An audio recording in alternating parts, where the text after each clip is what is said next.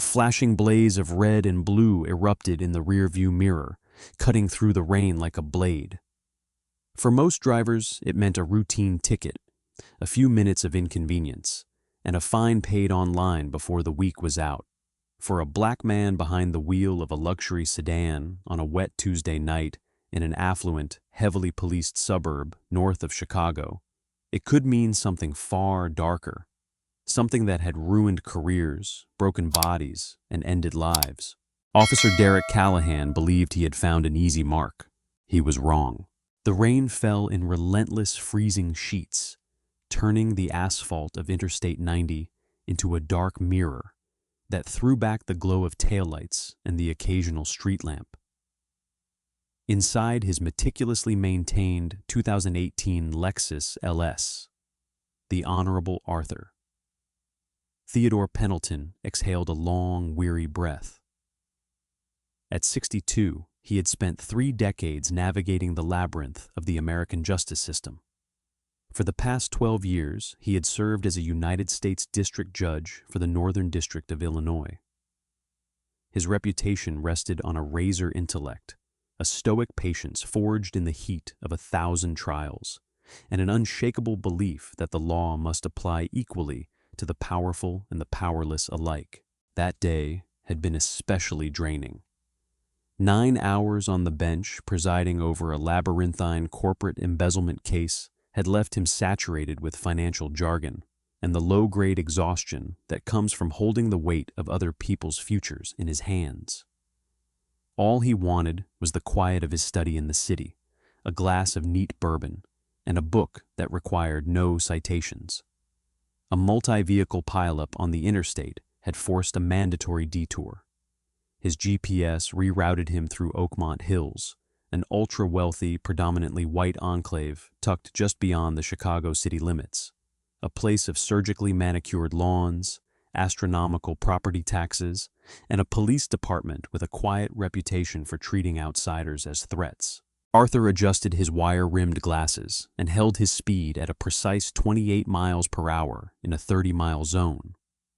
He knew the unwritten rules. He had lived them his entire life.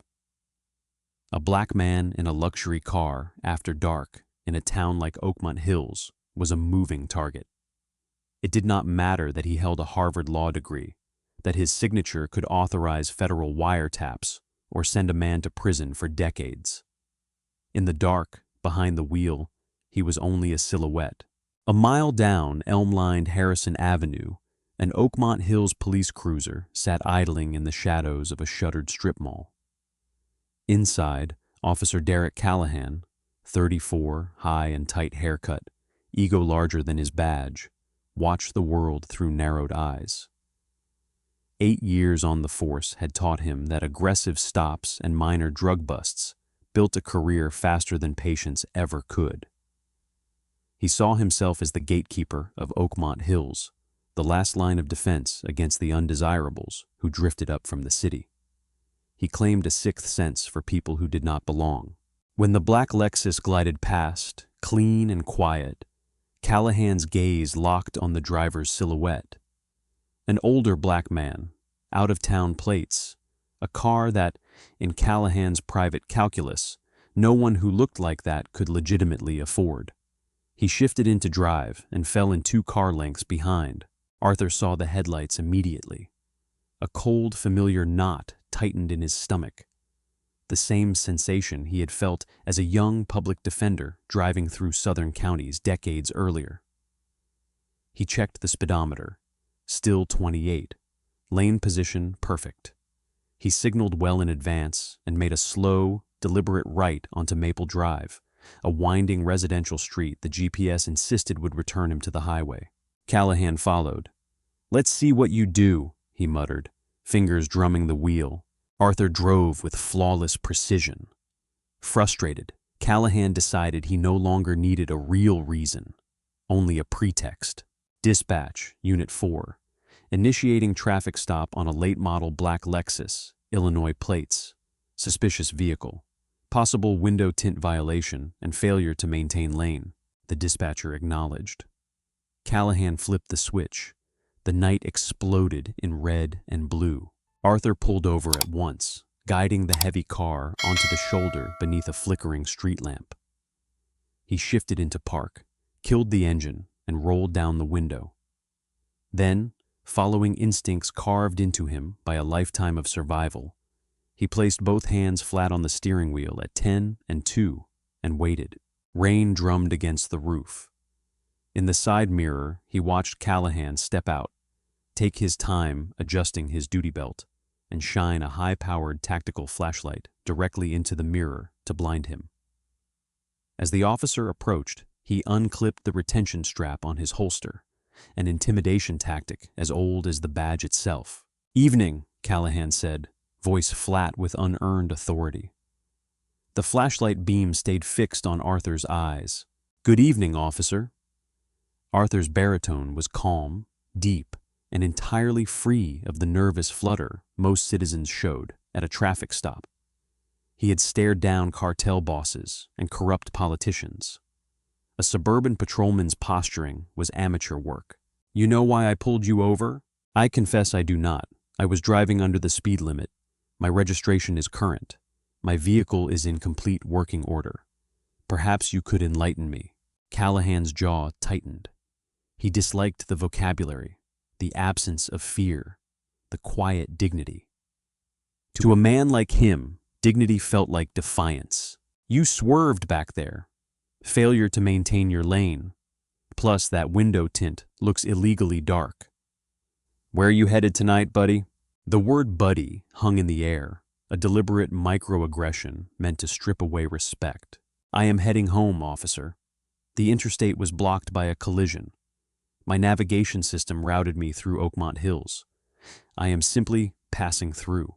"Passing through." Callahan shone the light into the back seat, hunting for any excuse.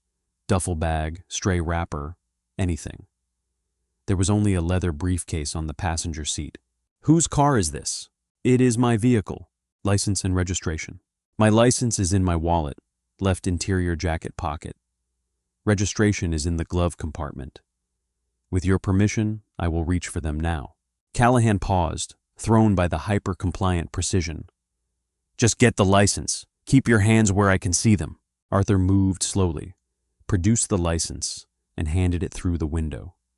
Callahan snatched it and read the name aloud. "Arthur Pendleton. You live in the city, long way from home, Art." As I explained, I was rerouted. "Yeah, I heard your story. What do you do for work, Art?" Arthur's eyes narrowed a fraction. He had tolerated the baseless stop and the fabricated swerve. The rapid descent into disrespect tested even his legendary patience. Yet he knew the side of the road was not a courtroom. Arguing with a man who held both a gun and a badge was a fool's errand. "I work in the legal profession." "Legal profession? What, a paralegal? A clerk?" "I am employed by the federal government." Callahan laughed, short and bitter. "Right. Listen carefully. We've had a rash of high-end burglaries in this neighborhood. Guys coming in from the city in fancy cars they can't afford, casing houses. You fit the description." Arthur stared at him. "Officer, I am 62 years old. I am wearing a custom-tailored suit. Does it appear to you that I am casing homes in a rainstorm?" "Don't get smart with me, boy." The racial edge in the word struck the air like a physical blow. Arthur's expression went entirely cold. The grandfatherly warmth vanished, replaced by the statuesque stillness that usually preceded his most devastating courtroom rulings. "I highly suggest you reconsider your tone, officer. Run my license. Issue a citation if you truly believe I committed an infraction. Then allow me to go on my way. You have no reasonable, articulable suspicion to detain me further." Callahan stepped back, shocked, then flushed with fury. In Oakmont Hills, no one spoke to him that way, especially not a black man pulled over after dark. "Step out of the car." "On what legal grounds?" "Under Pennsylvania vs. Mims, you may order me out for officer safety. But given that I have been fully compliant and my hands have not moved, I must ask whether this is a lawful order or an escalation because I bruised your ego." Callahan's face went scarlet. He unholstered his taser and painted a red laser dot on Arthur's chest. "I said step out of the damn car, now, or I will drag you out and charge you with resisting." Arthur looked at the red dot. He looked at the trembling anger in the officer's eyes. He knew exactly how this script ended if he refused. He had presided over the civil wrongful death suits. He had watched the dash cam videos of men who looked like him dying on wet asphalt over bruised police egos. "I am complying," he said softly. "I am turning off the ignition. I am unbuckling my seatbelt. I am opening the door." He stepped into the freezing rain. Cold water soaked instantly through his wool suit. He stood at his full 6'2" and looked down at Callahan. Even motionless, he carried an aura of undeniable authority. "Turn around, hands on the roof. Spread your legs." Arthur turned slowly, placed his palms on the slick roof, and spread his feet. Callahan kicked his ankles farther apart with unnecessary force, nearly causing the older man to slip. Then the frantic, aggressive pat-down began. Hands dragging up Arthur's legs, checking the waistline, rifling the chest. Keys, a Mont Blanc fountain pen, a folded handkerchief were yanked from pockets and tossed onto the wet hood of the cruiser. "Where are the drugs?" Callahan hissed near his ear. "There are no drugs, no weapons, no stolen property. You are conducting an illegal search under the Fourth Amendment, lacking both probable cause and my consent." "I don't need your consent." Callahan yanked Arthur's arms behind his back. The sudden motion tore at the older man's rotator cuff, sending a bolt of white-hot pain through the shoulder. Arthur winced, but did not cry out. "I'm taking you in. You want to act like a lawyer? You can do it from a holding cell. You're under arrest." "For what crime?" "Resisting a lawful order, obstructing an investigation. I'll think of a few more on the drive." The steel handcuffs clicked shut, ratcheted down deliberately tight, pinching skin and compressing the ulnar nerve. Numbness shot into Arthur's hands. Callahan grabbed the back of his jacket collar and frog-marched him toward the cruiser. "People like you coming into this neighborhood talking down to me. I deal with garbage like you every day. I'm going to make sure the DA buries you. You're looking at a felony charge, Art. Prison time. Let's see how articulate you are locked in a concrete box for 3 years." Arthur stopped walking.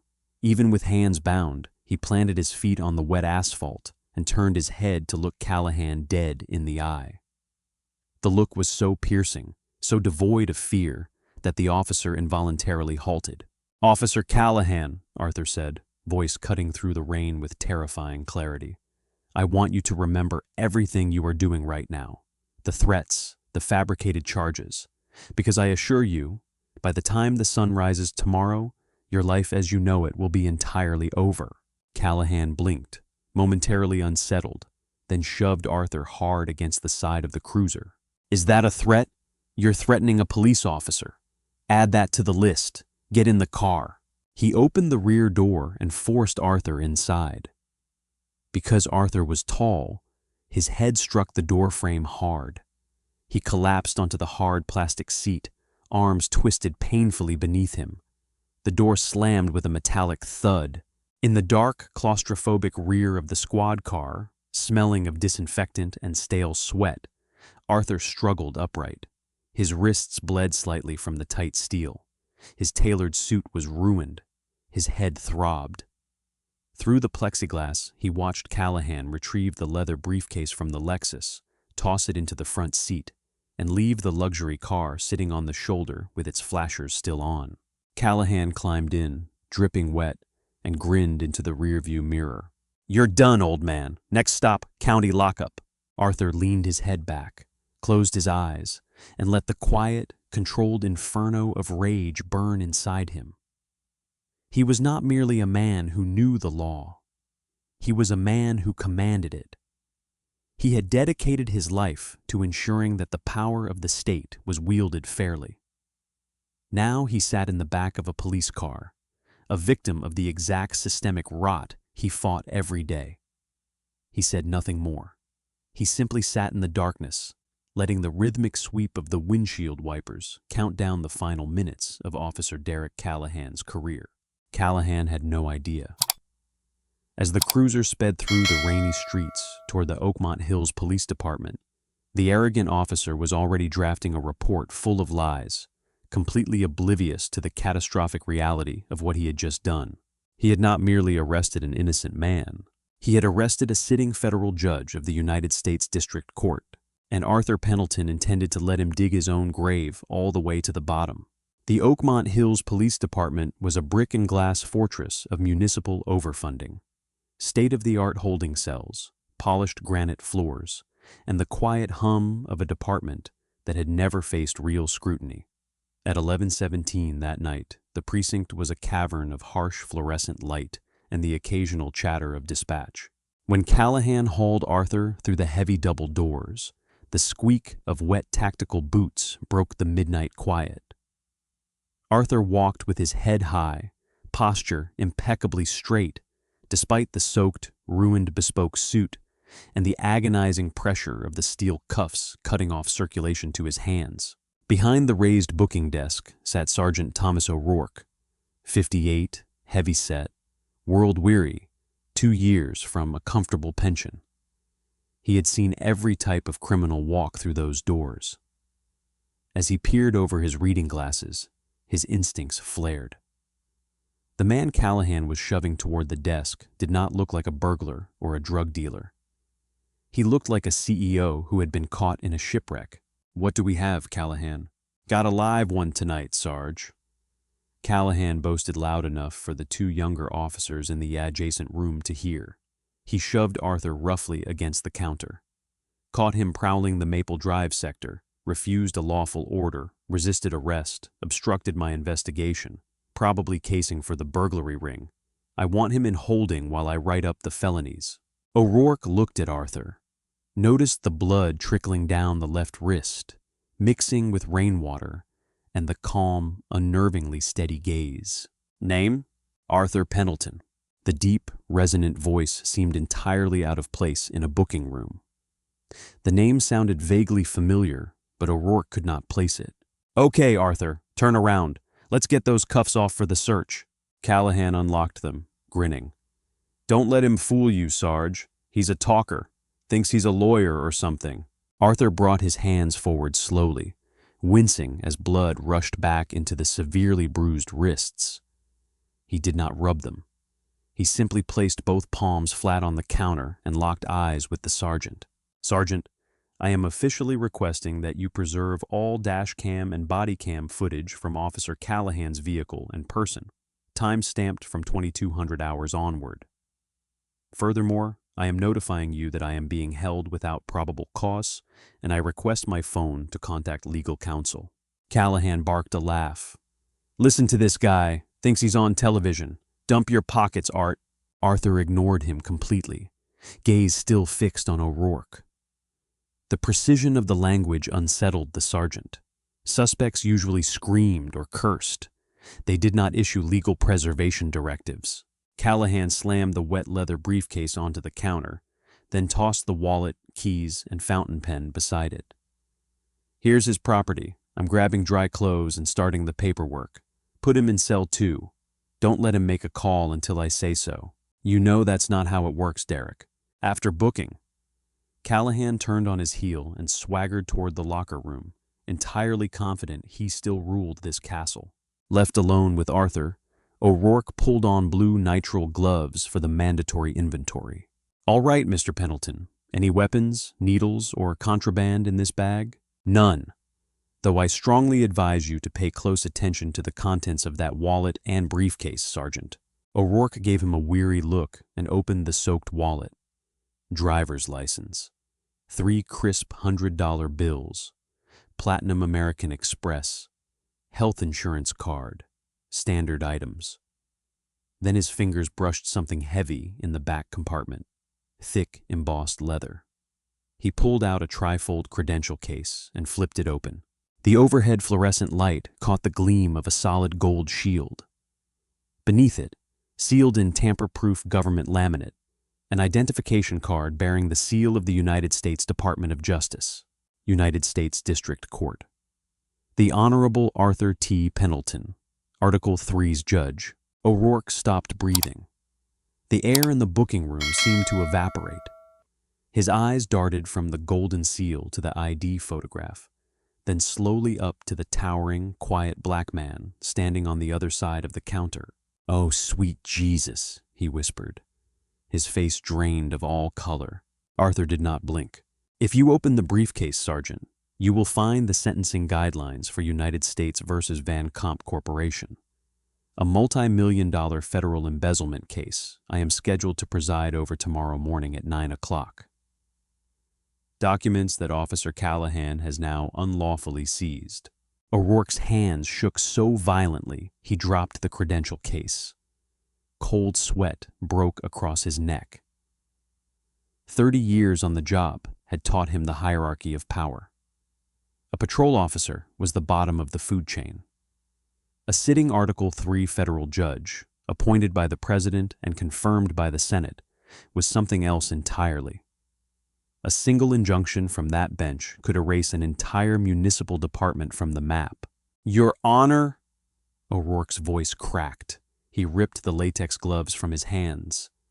"I had no idea. I am aware, Sergeant. You did not pull me over. You did not assault me. You did not fabricate charges against me. I'm releasing you right now. I'll get your car brought here. I'll personally drive you home. We can clear this all up.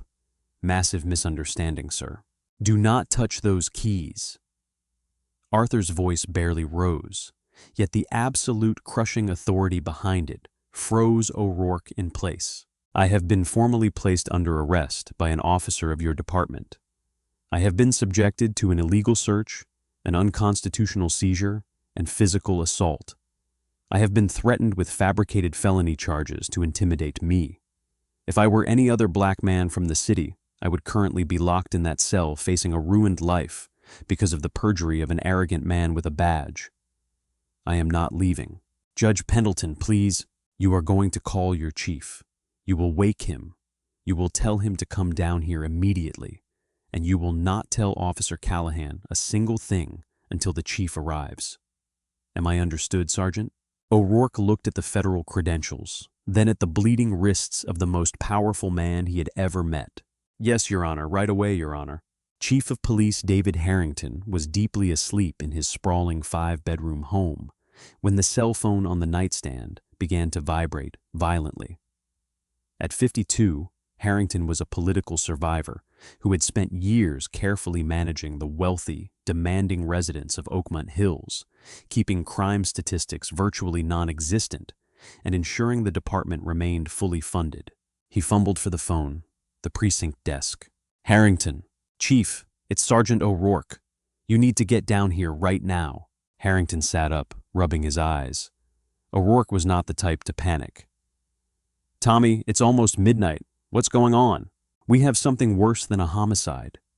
Callahan brought a guy in, traffic stop on Maple.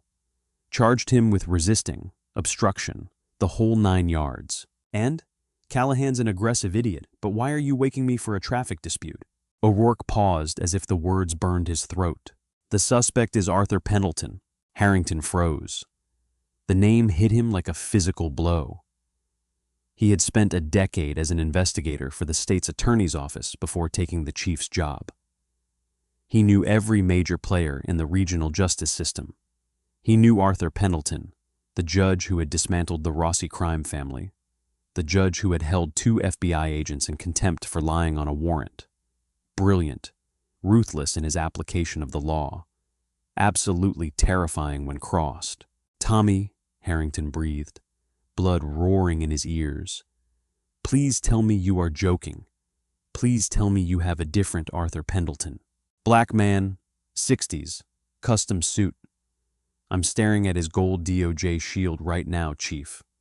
Callahan handcuffed him, threw him in the back of the cruiser. He's bleeding, Chief. His wrists are bleeding." Harrington dropped the phone. Profound existential nausea washed over him.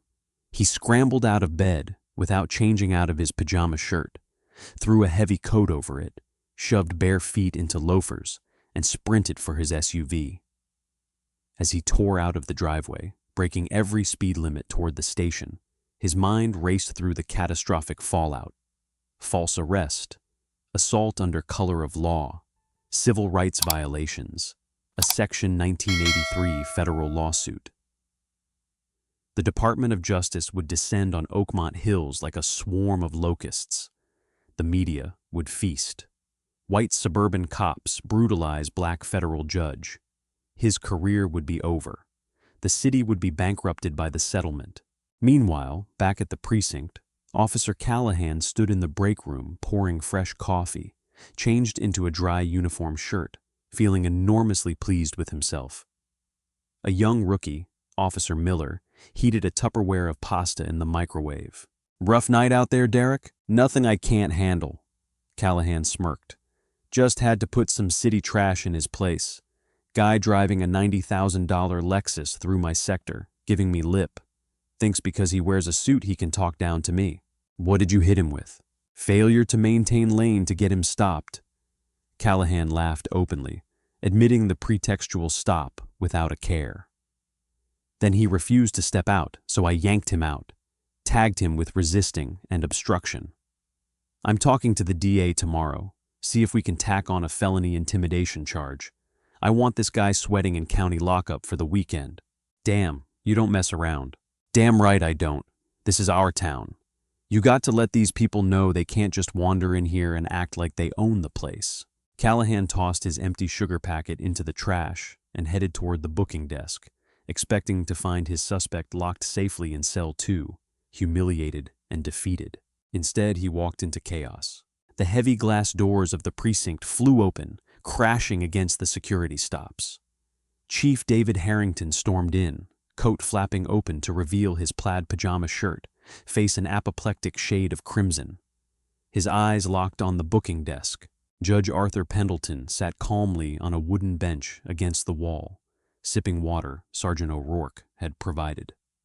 He looked up as the chief entered, expression completely unreadable. Harrington ignored his own officers. He crossed the room and stopped 3 feet from Arthur. The chief of police, a man who commanded absolute obedience in this town, removed his hat and inclined his head slightly.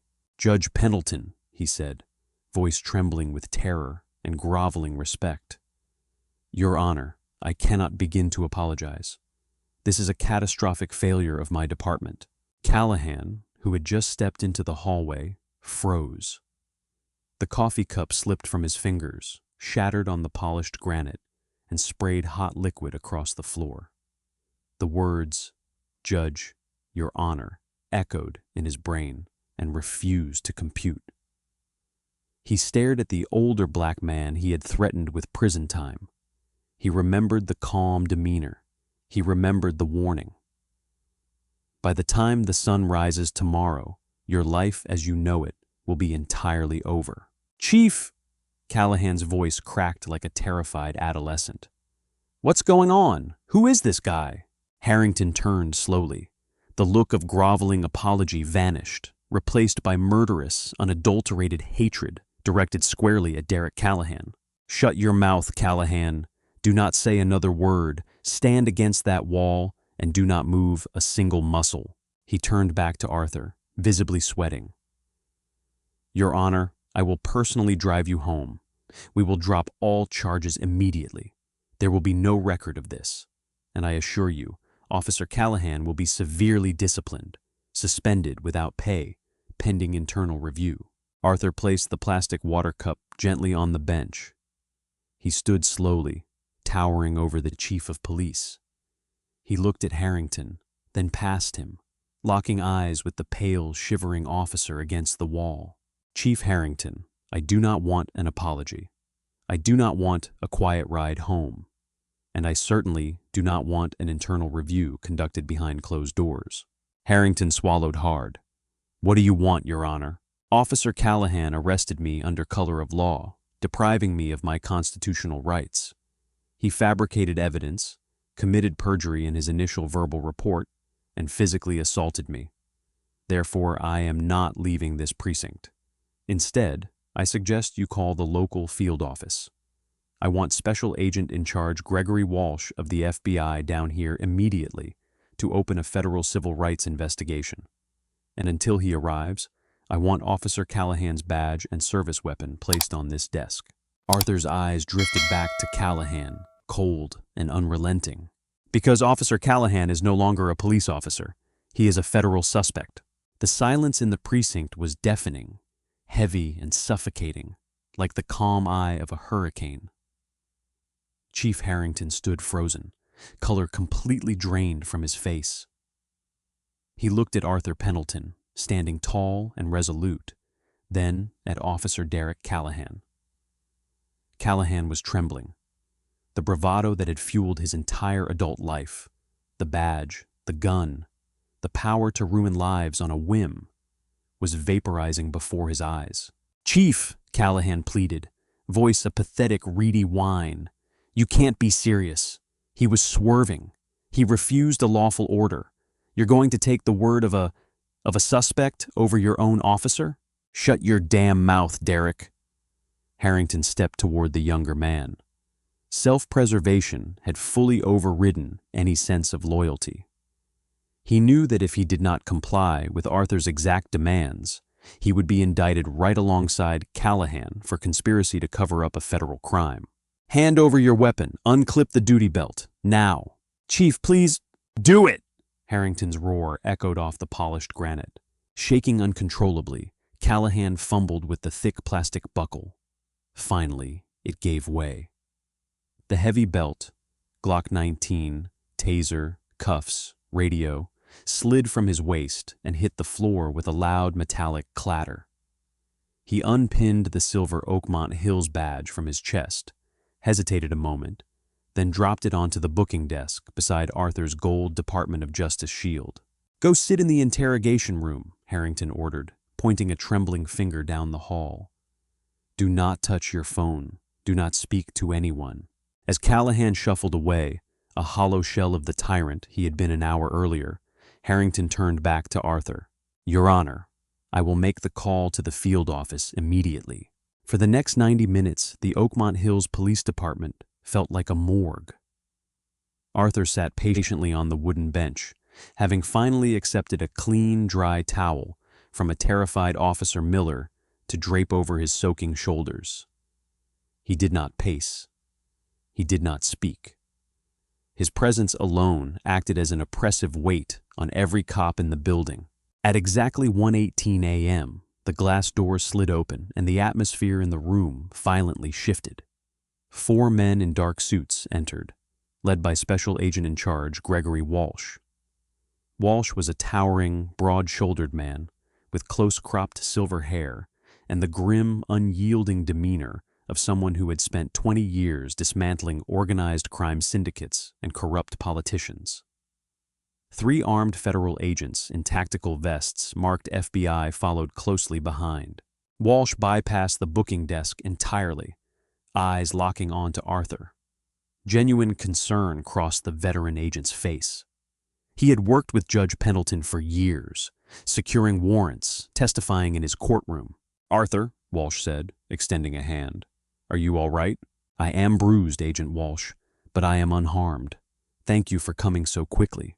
Walsh's eyes dropped to Arthur's wrists.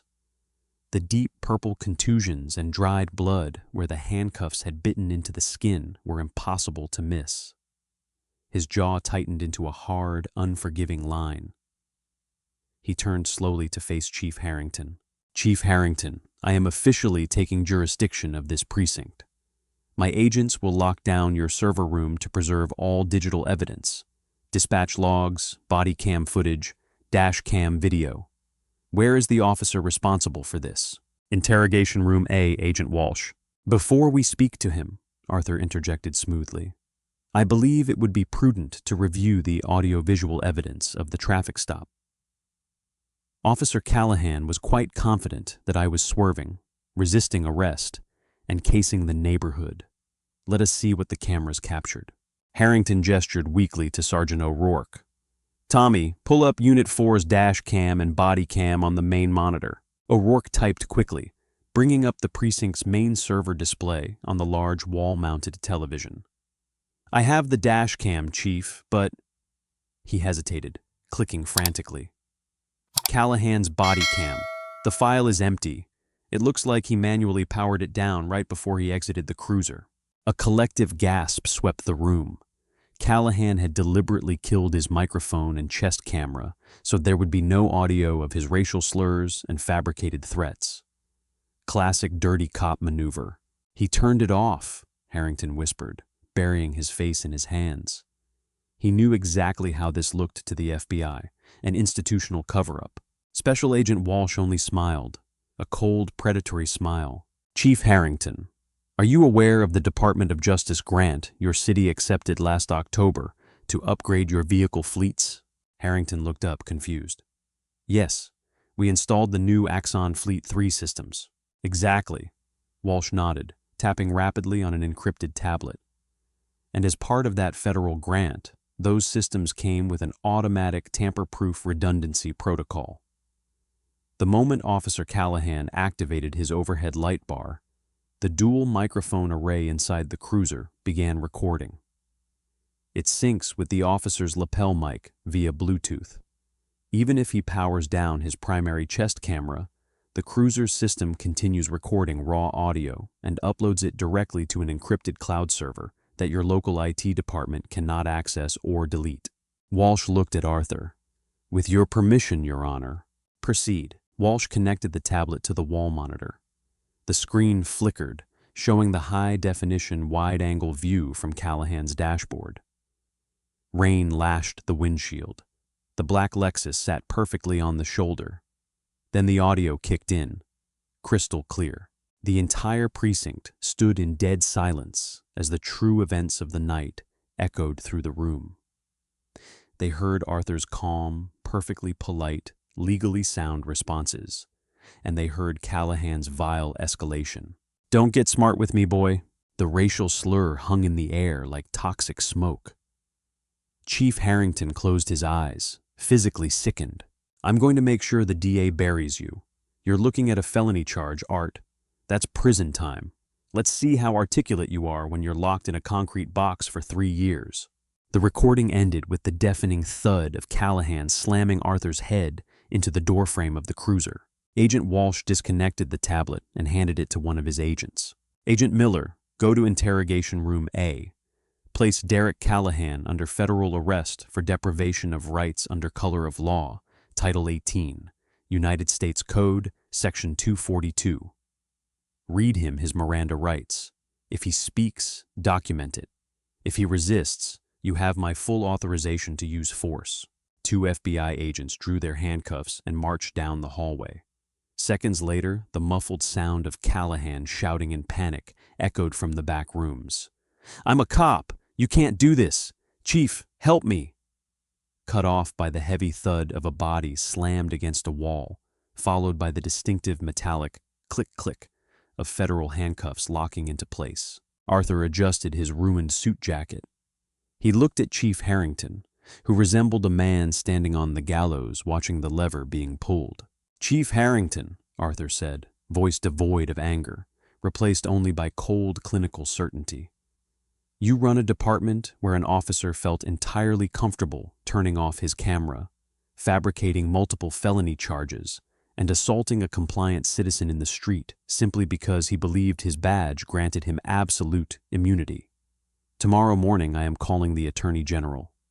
The Oakmont Hills Police Department is going to be placed under a federal consent decree. Every arrest Officer Callahan has made in the past 5 years will be audited, and you will be answering to a federal grand jury regarding your department's training and oversight. He turned to Agent Walsh. Gregory, I am going home now. I have an agent outside with your keys, Arthur. He will drive your car to your house. You ride with me. As Arthur walked out of the precinct, the red and blue lights of the FBI vehicles reflecting off the wet pavement, he did not look back. Inside, Derek Callahan was being dragged out in chains, finally experiencing the terrifying, inescapable weight of the justice system he had so eagerly weaponized against others. The fallout was catastrophic, immediate, and heavily publicized.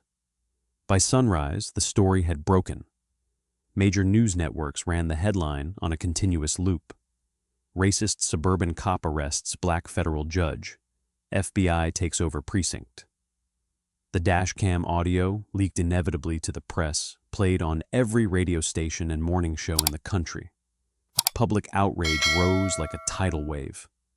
Mayor Richard Bennett of Oakmont Hills held an emergency press conference the next afternoon, visibly sweating under the harsh camera lights. He announced the immediate forced resignation of Chief David Harrington and welcomed the Department of Justice's civil rights investigation with open arms and full transparency, a desperate attempt to save the city from the inevitable multi-million-dollar lawsuits already piling up. The true drama unfolded 6 months later, inside the soaring mahogany-paneled walls of the United States District Courthouse in Chicago, the very building where Arthur Pendleton reigned supreme. Derek Callahan's trial was swift and brutal. Stripped of his badge, his union backing, and his unearned swagger, Callahan sat at the defense table looking small, pale, and terrified. His high-priced attorney, Charles Whitmore, had attempted every trick in the book, claiming the audio was taken out of context, claiming Callahan felt threatened, begging for a plea deal. The federal prosecutors declined everything. They wanted blood. Arthur Pendleton did not preside over the case, of course. He was the star witness. When he took the stand, the courtroom fell into an absolute, breathless hush. He wore a pristine charcoal gray suit, silver hair perfectly trimmed, posture immaculately straight. He recounted the events of that rainy night with clinical precision. He did not embellish. He did not need to. The raw, unfiltered truth of the dashcam audio, paired with the quiet dignity of his testimony, painted a devastating picture. "Judge Pendleton," the federal prosecutor asked during direct examination, "when the defendant threatened to lock you in a concrete box for 3 years, did you fear for your life?" Arthur looked across the courtroom, locking eyes with Callahan. Callahan could not hold the gaze. He stared down at his shackled hands. "I did not fear for my life, counselor," Arthur replied, deep voice carrying easily to the gallery. "I knew who I was, and I knew the immense power of the office I hold would ultimately protect me. But what terrified me, what breaks my heart even today, is the absolute certainty that if I had been a 22-year-old college student or a father driving home from a late shift at a factory, I would currently be in state prison." The defendant's actions were not an aberration. They were a routine. The jury deliberated for less than 3 hours.